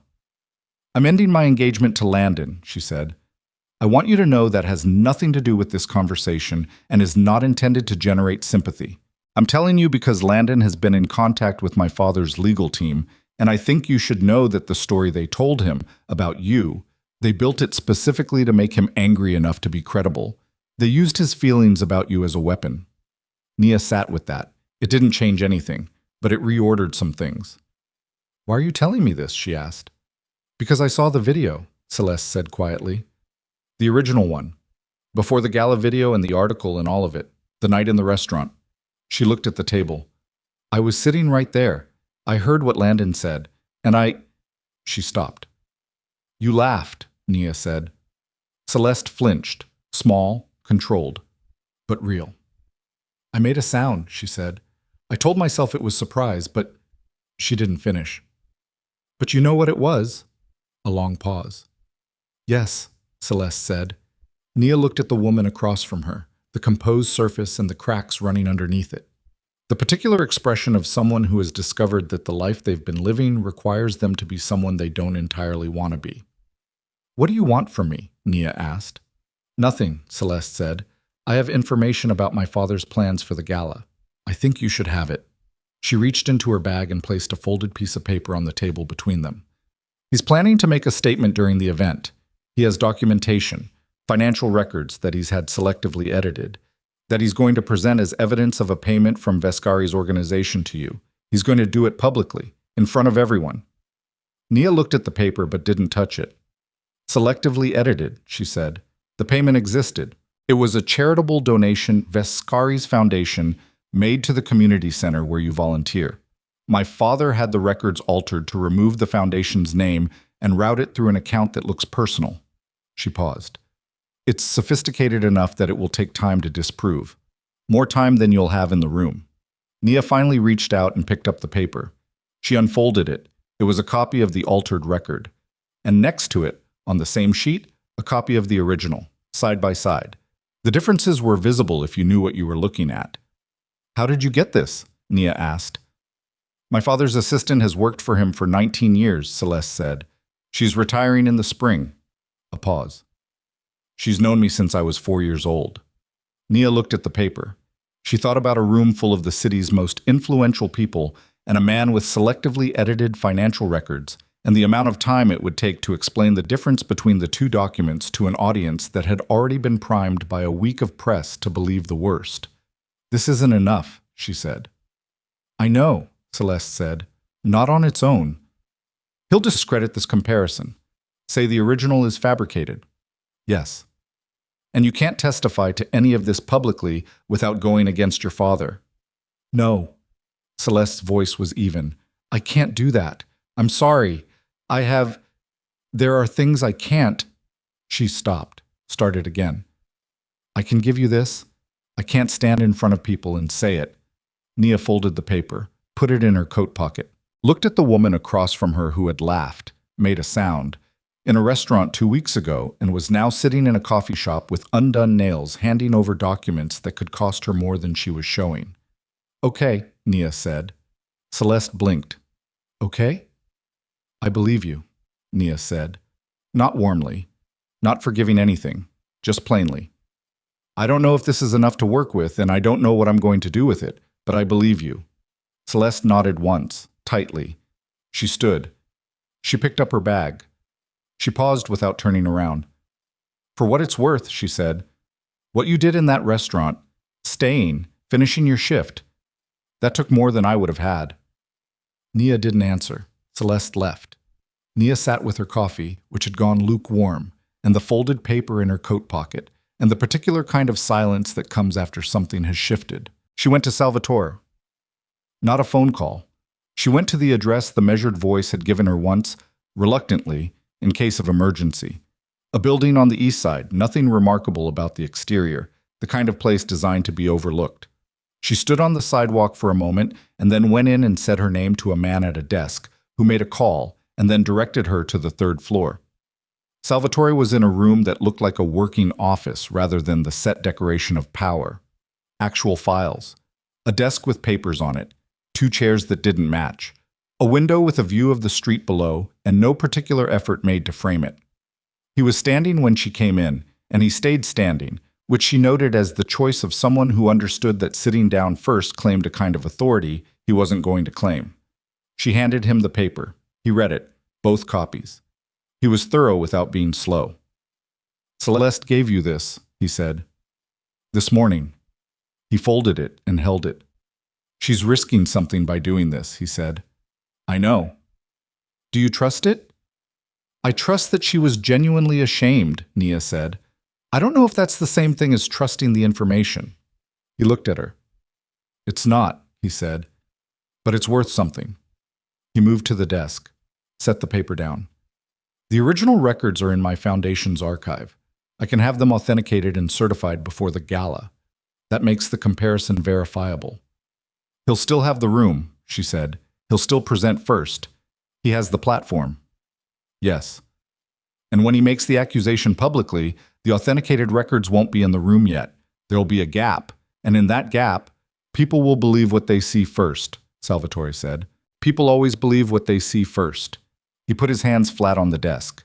Not a gesture of defeat, more like a man pressing his weight into something solid to think clearly. "What do you need from me?" he asked. "I need to speak before he does."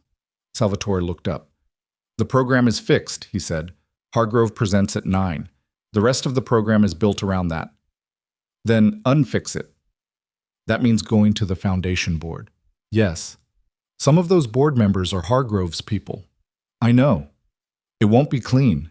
I know that too." She held his gaze. "Can you do it?" He was quiet for a long time, long enough that she heard the traffic from the street below and the sound of something being moved in another room and her own breathing, steadier than she would have expected. "If I do this," he said slowly, "and you speak before him, what are you going to say?" "The truth." That covers a lot of ground. I know. Some of it will involve me. Yes. He held her gaze. And you're comfortable with that? No, she said. But I'm doing it anyway. She paused. There's a difference. He almost smiled. It didn't quite complete itself, but the intention was there, and she recognized it as something genuine rather than calculated because it happened too fast for calculation. I'll make the calls tonight, he said. She nodded, picked up her bag. Nia. His voice stopped her at the door. She turned. The records will be in the room, he said. I'll make sure of that. Whatever else happens, whatever he says before you can speak or after or during, those records will be there. She nodded again. She left. She took the bus home. She sat in the second-to-last row and watched the city and thought about what she was going to say to a room full of people who had already decided what kind of person she was, and how you found the words for the truth, when the truth was not simple and was not clean and involved a man whose history she only partially knew, and a woman who laughed and stopped laughing, and a mother whose name had been used as a prop in someone else's scheme, and how you stood in front of all of it and spoke anyway. She didn't have the words yet. She had 5 days. She was going to find them. The bus stopped at her corner. She got off.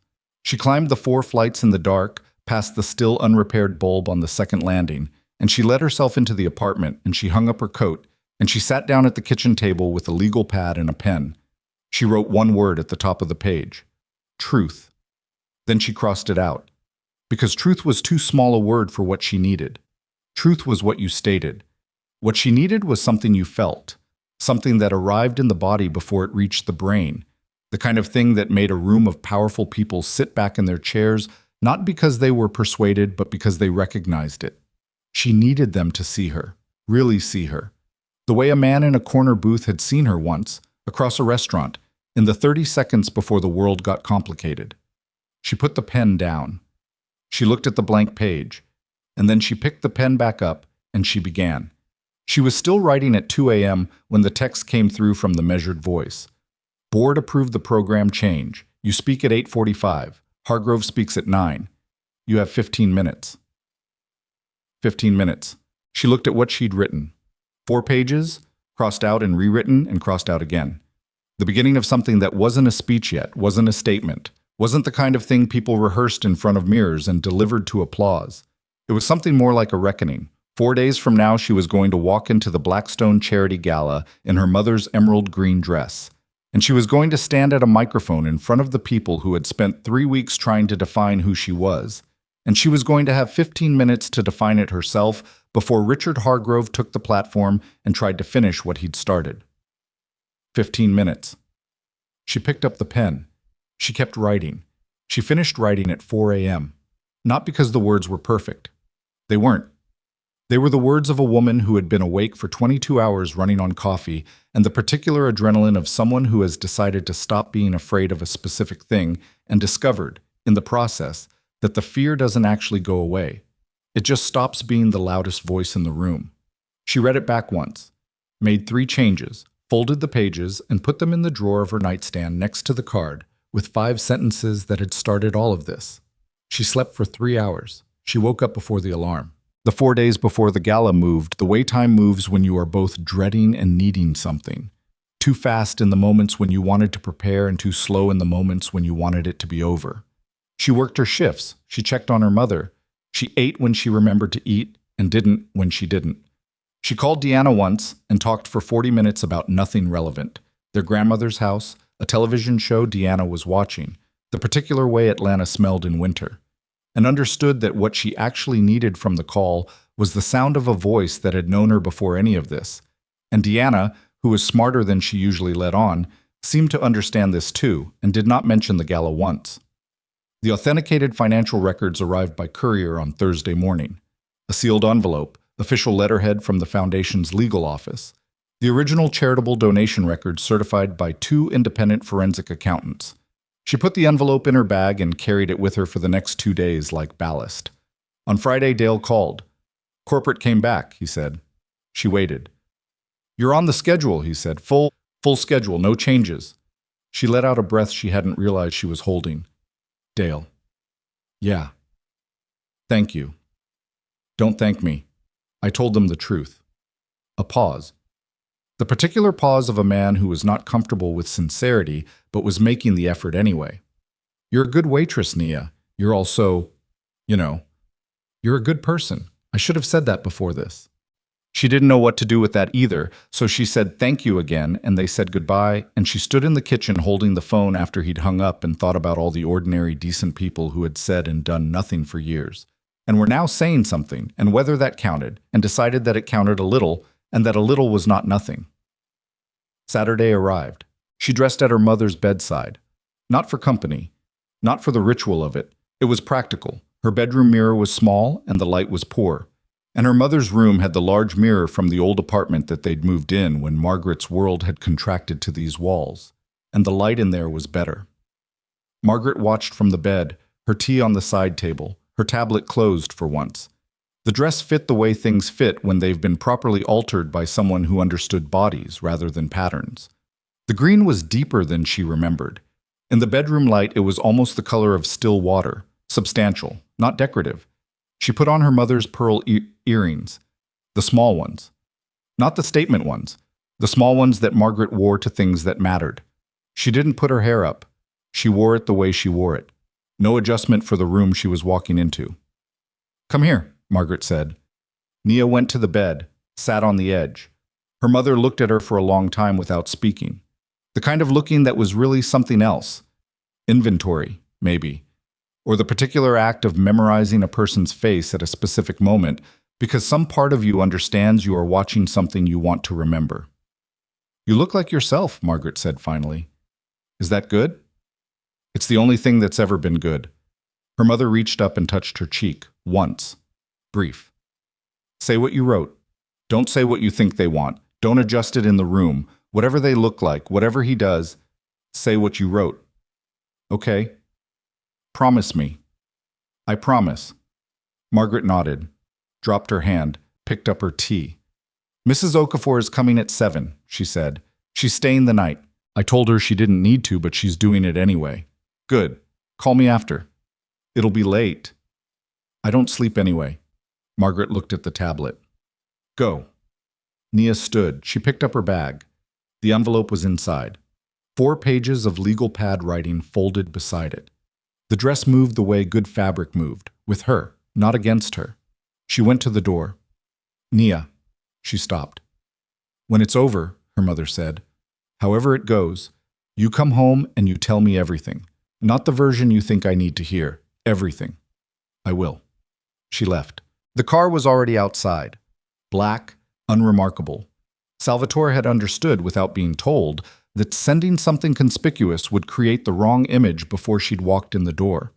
The driver was a woman in her 50s who introduced herself as Rosa and did not make conversation, which Nia was grateful for. They drove across the city in the kind of traffic that exists on Saturday evenings when half the population is going somewhere it considers important. Nia sat in the back and watched the lights and did not read her notes again. She had read them enough. Either she knew them or she didn't. She thought about a restaurant kitchen, about a stainless steel counter and her hand flat against it, and 4 counts in, 4 counts out. About the specific sensation of standing in the loudest quiet she had ever stood in, with a man who had just done something inexplicable walking back to his table like he hadn't just rearranged something. She thought about her mother's voice. Make me a reason, not a tragedy. She thought about Landon's face in her apartment doorway. The calculation she'd watched move across it. The man who had once told her she was beautiful and meant it, probably, for a while, before he decided that beautiful wasn't the same as useful. She thought about Celeste's undone nails on the coffee shop table. The car stopped. The Blackstone was not the kind of building that announced itself. It didn't need to. It simply existed with the particular assurance of a place that had been important for a very long time and expected to continue being important regardless of what happened outside its walls. The steps were wide and lit, and there were already people moving through the entrance in the particular cadence of events that had started without waiting for everyone to arrive. Rosa turned around. Ready? She asked. Nia looked at the building. No, she said. Rosa nodded. Good answer. She paused. 5 years ago, I watched a woman walk into a room that was set up against her and come out the other side with something nobody could take back. Different room, Different woman. She paused again. Same dress, actually. Nia looked at her. Rosa turned back to the wheel. Go. Nia got out. The ballroom was what ballrooms always were, multiplied. Light and height and the accumulated noise of several hundred people in formal clothing performing the particular theater of an important evening. Tables arranged in a configuration that suggested equality while enforcing hierarchy. A stage at the far end with a podium and a backdrop bearing the foundation's name in letters that had been chosen for their suggestion of permanence. She was met at the entrance by the measured voice, who turned out to belong to a lean man in his late 40s named Gerald, who shook her hand and walked her in without ceremony. Program starts at 8:30, he said quietly, close to her ear. You're announced at 8:45. Mr. Vescari will be in the room, but has been asked, and agreed, not to approach you before you speak. Good, she said.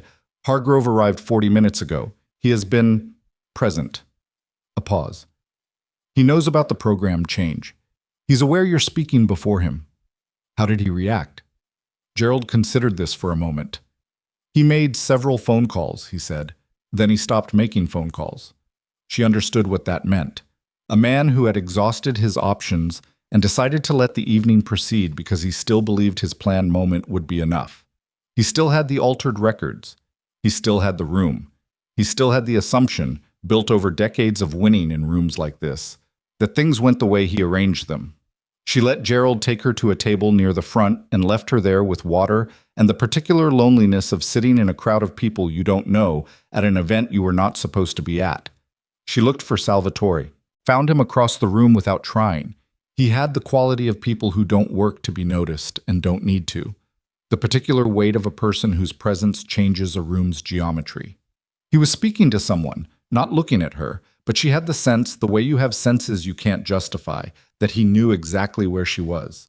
She looked away. She looked for Landon. Didn't find him immediately, then did. Near the bar, in a suit that fit well, with a drink that appeared to be his second or third, and a face that was doing the work of appearing comfortable. He saw her at almost the same moment she saw him. The expression that moved across his face was not triumph and was not shame. It was something more complicated, something she might, in another life, have wanted to understand. Tonight she didn't have the space for it. She looked away from him too. She found Richard Hargrove without difficulty. He was at the opposite end of the room from her, a large man in his 60s with the particular bearing of someone who had never had to make themselves physically smaller to fit into a space. He was surrounded by people, talking, his hands moving with the expansive ease of a man performing confidence. He had not looked at her yet. She watched him for a moment. Then she opened her bag, took out the folded legal pad pages, and read them one more time. 8:45 came the way inevitable things come, suddenly, after seeming like it never would. The Foundation's executive director introduced her with a brevity that was either respectful or embarrassed. She couldn't entirely tell. The applause was uncertain, the particular sound of a room that hadn't been told how to feel about something and was waiting for more information before committing. She walked to the podium. The room was larger from the front than it looked from a table. The lights were brighter. There were more phones visible than she'd expected. Not the covert kind, the open kind, the kind that said this is being recorded and we are not pretending otherwise. She put her notes on the podium. She looked at the room. She did not begin by thanking anyone. 3 weeks ago, she said, a man I used to love stood up in a restaurant where I work and asked, loud enough for everyone to hear, who could ever love a woman like me? He meant my body. He meant my size. He meant the 40 extra pounds that I've carried for 15 years that doctors have told me are partly genetic and partly the result of the particular kind of stress that comes from working 3 jobs while watching your mother die. The room was completely still. I didn't answer him. I didn't answer him because I was trying to hold myself together in front of customers, and because I'd spent years learning to absorb that particular type of cruelty by convincing myself it said more about the person delivering it than about me. I was right about that. But being right about it didn't stop it from hurting. Being right about it didn't stop my hands from shaking under the tray. She paused. A man I had never met stood up and kissed me, in public, in front of everyone. She could feel the room's attention sharpen. This was the part they knew, the part they'd seen, the part that had generated 46 million views and more opinions than she'd ever wanted. The internet spent the next week arguing about why he did it, whether it was real. whether I'd arranged it, whether a woman with my body could possibly be involved in something genuine rather than something transactional. She looked at her notes. She had written this part carefully.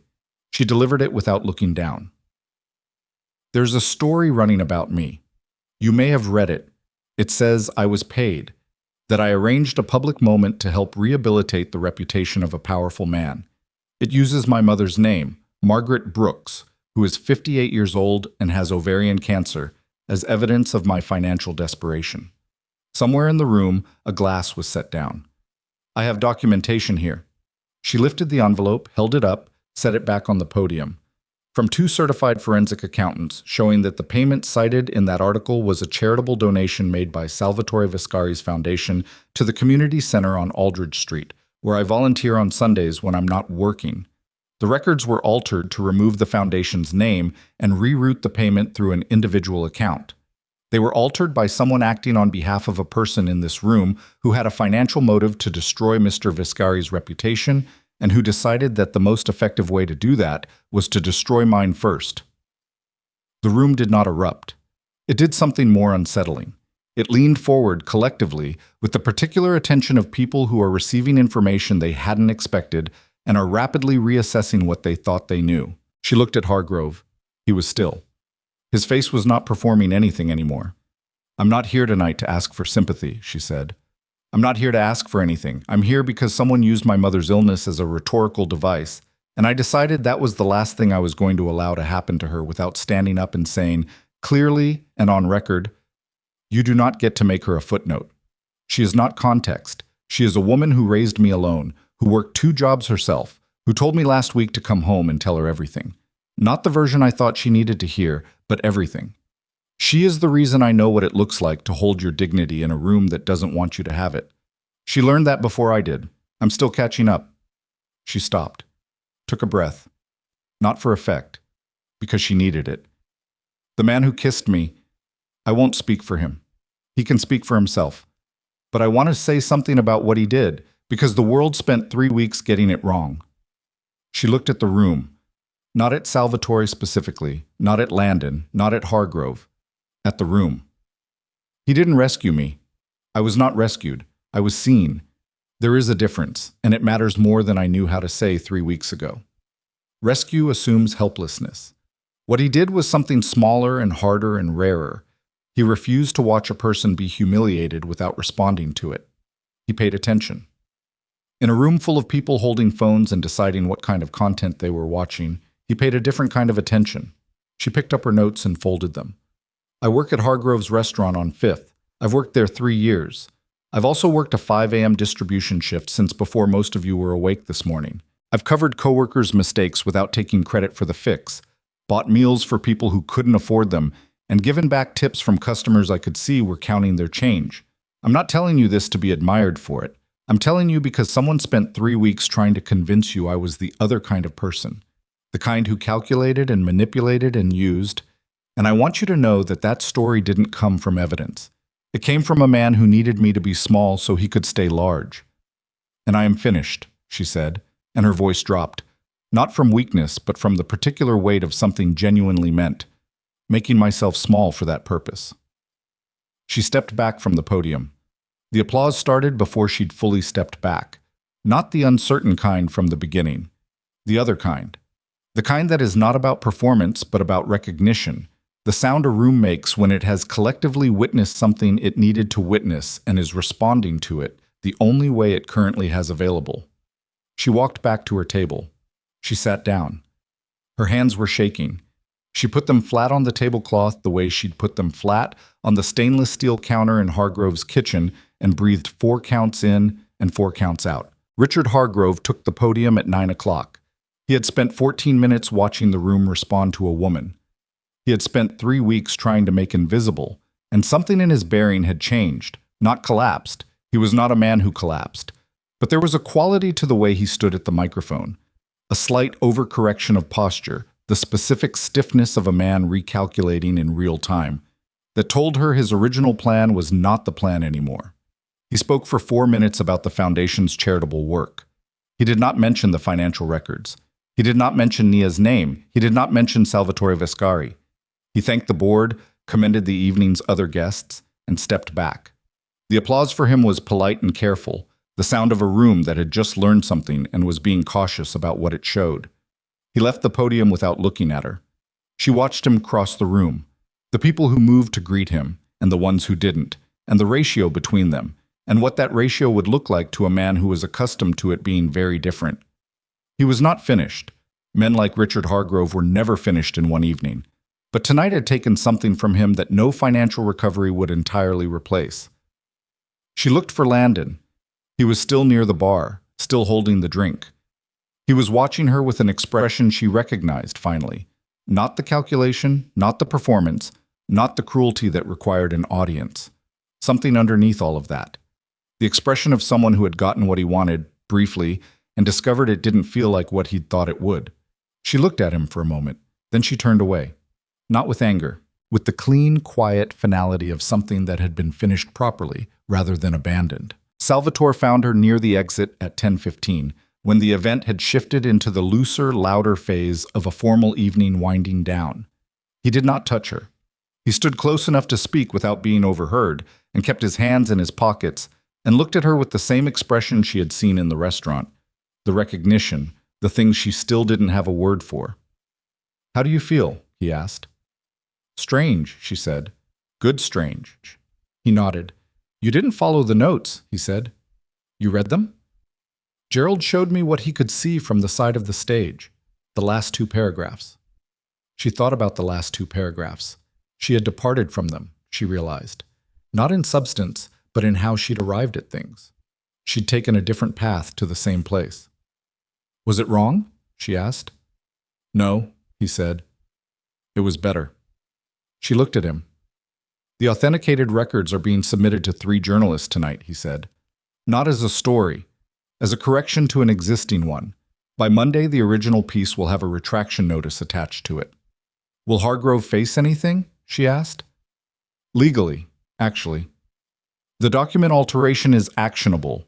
Whether it proceeds depends on Celeste." A pause. "I spoke to her this evening. She's considering it." Nia thought about Celeste's undone nails, the 19-year assistant, the way she'd said, "I'm not my father," into a phone, and apparently meant it enough to hand over documents that could complicate both of their lives. "Give her time," Nia said. "Yes." A silence between them. Not uncomfortable. The kind that exists when two people have been through something together and are standing on the other side of it, and neither one is in a hurry to fill it with sound. "I want to ask you something," she said. "Okay." "That night, in the restaurant, you'd been there before?" He looked at her. "Several times," he said. "Did you know who I was?" "I knew your name," he said. "I knew your schedule. I knew about your mother." A pause. "My foundation makes charitable donations to the community center on Aldridge. I attend their annual report dinner. You volunteer there on Sundays. I saw you work with someone's grandmother for 40 minutes on a jigsaw puzzle because she was alone and embarrassed to ask for help, and you sat down next to her like you had nowhere else to be." He stopped. "That was 8 months ago." She stared at him. "You never said anything." "I had no reason to," he said. "You were living your life. I was observing it from a distance and concluding that you were—" He stopped again. Started differently. "I have met a great many people with power who had very little character, and I have met people with almost nothing who had more of it than they had any right to, considering what had been done to them. You are the second kind, the rarest kind." He held her gaze. "When that man stood up in that restaurant, when he asked that question, I had been watching you work for 2 hours, and I knew what he was trying to do.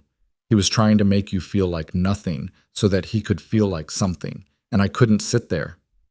"You could have," she said. "Most people did." "Most people weren't paying attention the way I was." She looked at the room, the evening winding down, the chandeliers doing what chandeliers did in the last hour of events like this, looking magnificent and slightly exhausted. "This doesn't resolve easily," she said, "whatever this is." "No," he agreed. "You have a history I only know pieces of." "Yes. And I have a life that is complicated. My mother's treatment, my jobs, the apartment, all of it." "I know what your life is," he said. "I told you. I've been paying attention." That's actually a little alarming, she said. I know that too. She almost laughed. Didn't quite. I'm not a person who needs to be taken care of, she said. I haven't offered to take care of you. You sort of have. I've offered to stand in the same room as you, he said. That's different. She looked at him for a long time. I'm going to go home now, she said. I'm going to go home and call my mother and tell her everything. And then I'm going to sleep for approximately 12 hours. That sounds right, he said. And then, she paused. I don't know what then. Neither do I, he said. That's not something I'm used to. Is it bad? He considered this with the seriousness the question deserved. No, he said. It's not bad. She picked up her bag. The envelope was still inside it, the folded legal pad pages next to it. The green dress, she said, belonged to my mother. She wore it to my father's work dinner in 2009. She kept it because she said someday somebody would need it. He looked at it, at her. She was right, he said. She usually is. She moved toward the exit, stopped once, half turned. Don't send anyone to watch my apartment. I'll consider it. Salvatore. I said I'll consider it. She left. The car home was quiet. Rosa didn't ask how it went. She played something low on the radio, old, instrumental, the kind of music that exists in the background of things without demanding attention, and drove through the city at the pace the city allowed, which was slow and real and full of red lights. Nia sat in the back and let herself be tired. Not the tired of defeat. The other kind.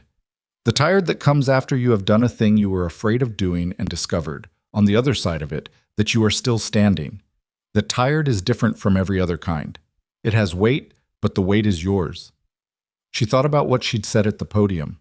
She thought about her mother's face when she'd asked, "Are you okay 3 weeks ago?" and Nia had said, "I'm tired," instead of the truth. She thought about how the truth was more complicated than tired and also somehow included tired, the way honest things always include more than one layer. She thought about a puzzle, a grandmother alone at a table, 40 minutes on a Sunday. She hadn't thought about that afternoon in months. It hadn't felt like a thing worth thinking about, just a Sunday, just someone who needed company and had it for a while. She hadn't known anyone was watching. That was the part she kept returning to. She hadn't known. She had just done it because it was the thing to do, the same way she covered coworkers' mistakes and returned tips and carried trays through rooms that didn't see her and kept carrying them anyway. She had not been performing decency for an audience. She had simply been decent, and somehow, without knowing it, that had mattered to someone who mattered in ways she was only beginning to understand. The car stopped at her corner. She got out. She climbed the 4 flights, past the second landing, in the dark, the burned-out bulb. She unlocked the door. The lights in the living room were on. Mrs. Okafor was in the kitchen chair with a cup of something, reading on her phone. She looked up when Nia came in, took in the dress, the envelope still in the bag. The expression on Nia's face, which she apparently read correctly, because she simply nodded once and went back to her phone. Her mother was awake. Of course she was. Nia went and sat on the edge of the hospital bed, the same edge she always sat on, and looked at her mother. Margaret looked back. Well, she said. I said what I wrote, Nia said. Mostly. Some of it came out different. Better or worse? I think better. Did you shake? My hands. At the table after, not at the podium. Margaret nodded, satisfied. The nod of a woman who had raised someone to hold themselves together when it mattered and was confirming the experiment had worked. The man, Margaret said. Viscari. He was there. And? Nia was quiet for a moment. He told me he saw me at the community center 8 months ago, she said, doing a puzzle with Mrs. Abernathy. Her mother blinked. The grandmother with the arthritis. You know her? She comes to the pharmacy on Tuesdays. I see her sometimes when Mrs. Okafor takes me. A pause. You spent 40 minutes with her. I had time. You didn't have time. You had a bus to catch. Mama. You missed the bus. I caught the next one. Her mother shook her head. Not in criticism. In the particular exasperated love of a woman who had watched her daughter give away time she didn't have for 31 years and understood completely why she kept doing it. So he's been paying attention, Margaret said. Yes. For 8 months. Apparently. Her mother looked at the ceiling, the particular posture of a woman doing arithmetic. "Is he a good man?" she asked. "I don't know yet," Nia said. "He's a complicated one." "Good men are always complicated," Margaret said. "Simple men are easy, and they cost more in the end." She paused. "Are you going to give him a chance?" Nia thought about standing on the other side of a phone call and saying, "we," and having the word come back to her like it had weight. She thought about a corner booth and a chair scraping and a man who had been paying attention when everyone else was performing. "I'm going to find out what he is," she said, "before I decide." "That's wise," her mother said. "I learned from someone." Margaret reached over and straightened the strap of the green dress where it had slipped slightly off Nia's shoulder. The same 2 fingers. The same small, exact gesture. "It held up," her mother said. "The dress?" "The fabric." She smoothed it once. "I knew it would." Nia sat there for a moment longer. The apartment was quiet in the way apartments are quiet after midnight. The specific quiet of a place where people are resting, not because nothing has happened, but because something has, and the body knows when to stop. "Go sleep," her mother said. "I'm going." "Take the earrings off first. You'll sleep with them in and lose a back." Nia removed the earrings, set them on the side table, stood. "Mama." "I'm not going to stop being afraid of things." Her mother looked at her. "I know. But I think I'm going to stop letting it choose for me." Margaret was quiet for a moment. Then she said, "Your grandmother said that to me once, 1987. I was pregnant with you and terrified, and she said," she used different words. She always used different words. But that was what she meant. She paused. "It's about time you got there." Nia leaned down and kissed her mother's forehead. She went to her room. She hung the green dress carefully on the hanger and set it on the back of the door where she could see it. She lay down. She looked at the ceiling in the dark, the familiar water stain in the far corner that had been there since they moved in, and that she'd always meant to have fixed and never had. And she thought about nothing in particular, or rather, she thought about everything in the soft, undirected way of a mind that has been running at full capacity and is finally being allowed to idle. She thought about a room full of people sitting forward in their chairs. She thought about a puzzle on a Sunday. She thought about fabric that holds up. She fell asleep before she expected to, which was the first time that had happened in weeks. The sudden, unceremonious drop into sleep of a person whose body has simply decided that enough has been done for one day, that the accounting is balanced, that whatever comes next can begin after rest. Outside, the rain that had been threatening all evening finally arrived. Not dramatically, not in the cinematic way of storms that announce themselves, but quietly, steadily, the kind of rain that works through the night without needing anyone to notice it, washing the streets clean by degrees, 1 hour at a time, until by morning the city would look like it always did, ordinary and ongoing and full of people who had been through things they hadn't expected and were still here anyway, making their way. The dress hung on the door, the earrings sat on the side table. The envelope, with its 2 sets of records and its evidence of what people would do to protect what they believed was theirs, was still in the bag by the door. And in the living room, Margaret Brooks drank the last of her cold tea, turned off the television, and sat for a while in the quiet of a night that had gone the way nights go when someone you love has finally, after a very long time, stopped running from a fight they were always going to win. She didn't turn the lights off right away. She sat with them on a little longer. Because some nights, you want to stay in the light for as long as you can, not because you're afraid of the dark, but because the light, right now, feels like something that was earned, and things that are earned deserve to be sat with before they become ordinary. She sat with it. Then she turned it off. And the apartment was quiet, and the rain came down. And somewhere across the city, in an unremarkable building on the east side, a man who had spent 11 years trusting the wrong people sat at a desk with a glass of something dark and thought about a woman in a green dress who had stood at a microphone and told a room full of powerful people the truth without asking their permission, and felt, for the first time in longer than he could accurately remember, something that had no operational value and no strategic application, and that he could not manage or contain. He did not try to name it. He finished his drink. He turned off the light. And the city kept going, the way it always did, enormous and indifferent and full of lives being quietly, stubbornly, irrevocably lived.